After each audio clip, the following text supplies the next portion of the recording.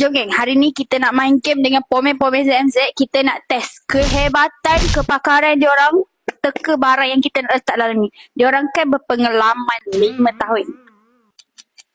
Kita berdua. Yang ni terpaling pomen. Komputer. Kita Honda. betul. Kalau yakin dengan jawapan tu, baru angkat. T-handle.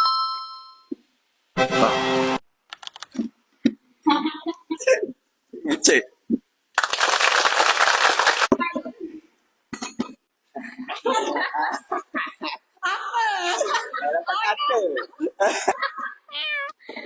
Apa? Cakap dulu, baru keluar kan? Muka filter. Alamak, tengah syok-syok mic pula boleh problem. Tak apalah, kita teruskan je.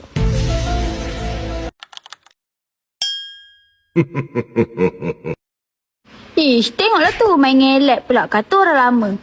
Tapi nasib baiklah betul. Siap boleh teka lagi saiz berapa. All man lah katakan.